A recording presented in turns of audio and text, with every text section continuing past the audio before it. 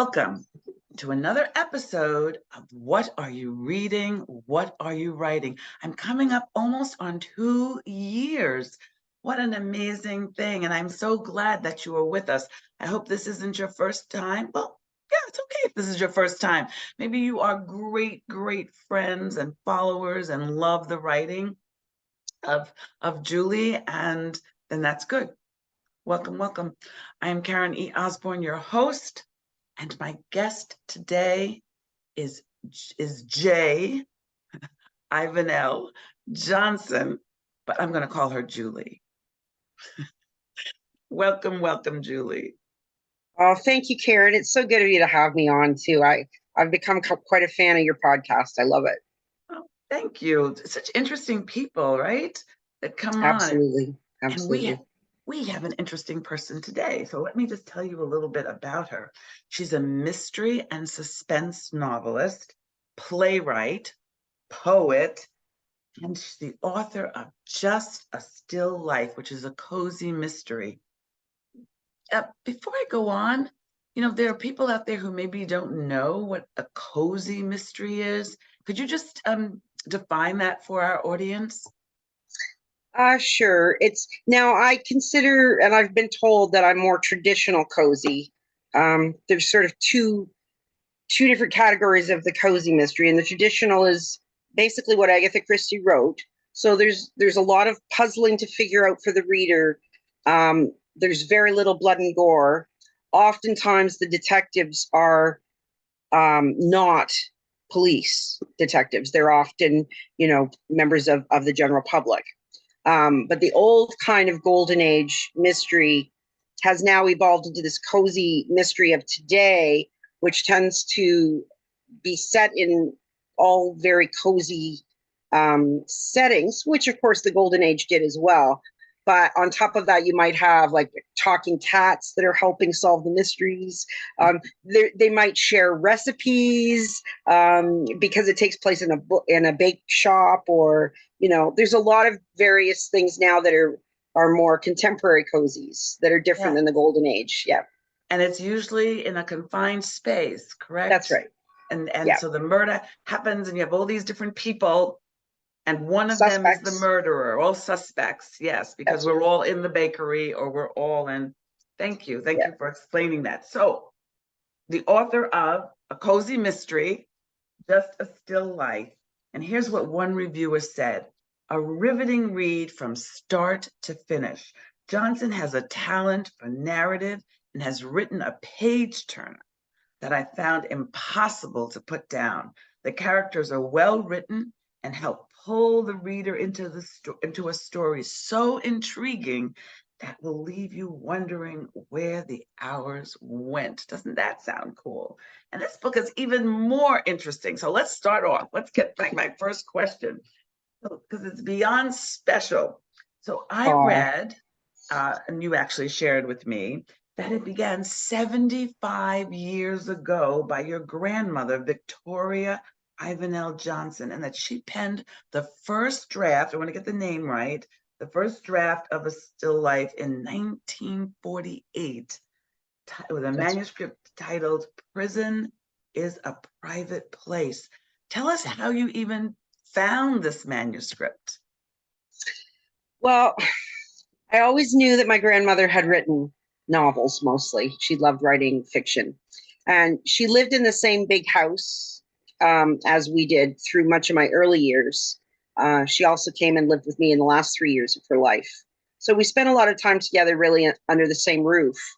I'd always hear her pounding away on the typewriter when I'd wake up in the mornings. She'd be 2 floors down below me, but I could still hear it.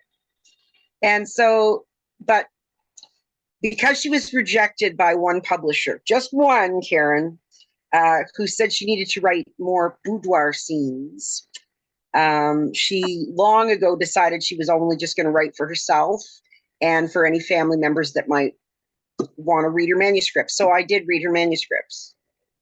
Wow, they needed more boudoir scenes. And you could hear the typewriter because, of course, it was the old real typewriters that click, click, click, click, clicked. Yeah. She had the really big manual typewriter. Yeah. That's so cool. So So what made you decide that you were going to finish this particular book? Well, out of the 8 or 9 manuscripts that Grandma Johnson wrote, um, she had them in a big trunk, of course, as a lot of us do keep them all in this big trunk, back before computers. This was really the only one that I thought had the most potential. So 30 years ago, exactly on her deathbed, I promised that I would keep at this particular manuscript until I could get it published in some form. And of course, it's taken decades of on again and off again revisions and updating it from 1947, when she had it set, to the early 1970s, which is where I've set it. Oh, it's traveled back and forth across the ocean 3 times with me, and across the continent also back and forth. So, but I finally got it there, and it's finally published and out there. So That is wonderful. Doesn't that make you want to read this? It's so intriguing. The story is so intriguing. So if she were looking down on us, she was still here, do you think she would think about what you've done with her book and and the success that you're having? well, she, in a way, it's worrisome because she was always a very quiet, modest, humble, and fairly private person. Um, but she was always very supportive of my own writing. I had my first poem published when I was in my early teens, 13, I think, by a Toronto publisher. And she and my other grandmother and my parents got all excited, bought me an electric typewriter, a little typewriter table, and basically they all wanted me to get to work and start writing, right then. So I'm pretty sure Grandma would be proud that the work she started 75 years ago, and some of the characters she dreamed up are actually being read now, and they're out there now. And also, Ivanel isn't my actual name either, so it's her name. So that's why I use J. Ivanel Johnson as my pen name, because Ivanel Johnson was her name. Wow. I bet she really would be proud, and proud of herself too, because don't we all feel so wonderful when we see our characters out there in the world and other people? I would think that she'd be both like jumping up and down for herself and jumping up and down even more so for you. Yeah, Oh, that sounds thanks. really good. So this is sort of like off topic in a way, but so in order to prepare for this interview, I visited your website and looked at different things that you've done. And I was struck that you had this anti-racism message on your webpage, and like if you want to support this. And I was just curious how that evolved and why that's there on your webpage. Well, that is an option that I think you're talking about Linktree, which does have all my links on it to various other stories and my website. And Linktree offered that as an option. I think that was actually the only option. Just did you want to take that or as a banner, or did you not? Well, right away I did, because I do write a lot of culturally diverse characters. And part of the reason for that is that when I taught high school for years, I taught both on a First Nations reservation and also in the inner city of Leeds in England. And that had a huge population of many different races. So, but I have always enjoyed writing about people from marginalized communities. Anyone who's ever felt alienated or bullied. I've struggled with my own weight. I've been nerdy all my life.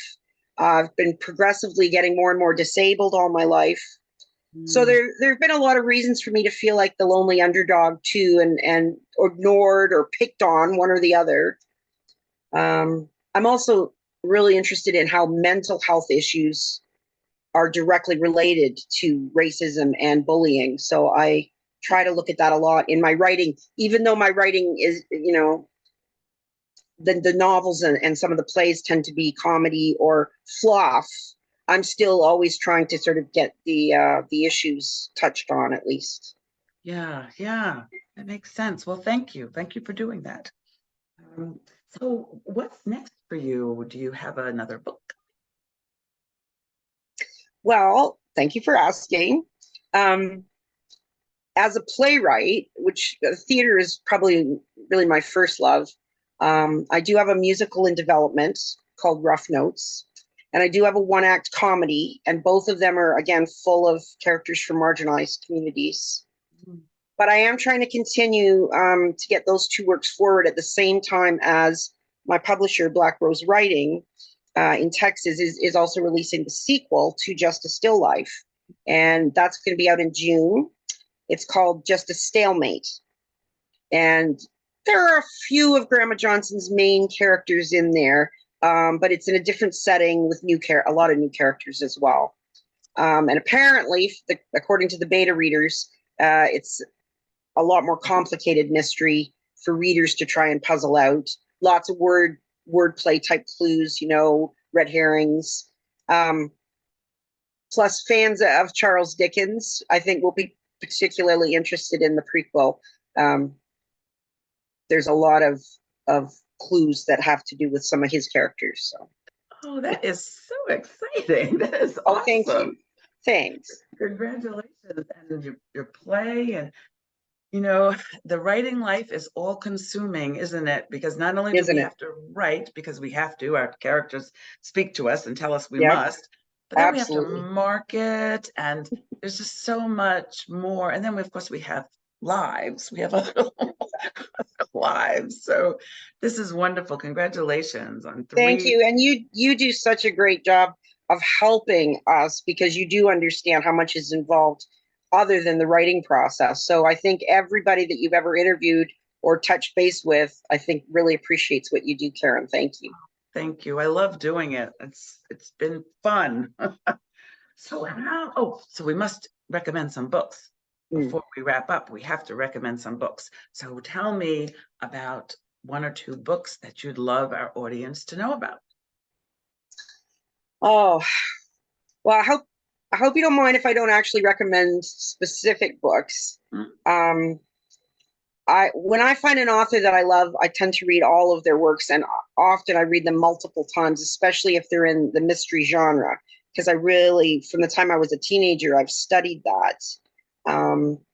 So as a cozy mystery writer and one who really loves wordplay and plot twists, obviously Agatha Christie, Ruth Rendell, Dorothy Sayers. Dorothy Sayers is good because she also liked that wordplay a lot. And quotes. She'd like to use literary quotes, and I do that as well in my work. But you know what? We have some great female mystery writers published by Black Rose, as well as yourself. For instance, there's Gail Langer-Karowski and fellow Canadian AJ McCarthy. Who's wonderful. Absolutely wonderful. There's a terrific cozy mystery author right here in my own province of New Brunswick, actually, which is a really remote province. But there are 2 of us writing cozies, and that is Alexa Bowie.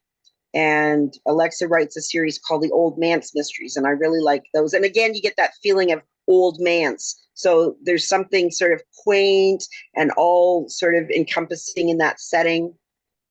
Same kind of idea. Great. That sounds wonderful. If you are a cozy mystery or just a mystery lover, and you can actually find my interview of AJ on my website too. You can go back and Google her and see. She's done more since then, though. I have to get her back. Lots. I have to bring her back on. So if our audience wanted to engage with you, if they wanted to find you online, they wanted to connect with you, find out more about your books and your grandma, how could they do that? Well, because as you know, as writers, we have lots of different links to so many different things. And, publishers and promotion people want you to constantly be on all types of social media as well. I think that probably the easiest is to just go to Linktree.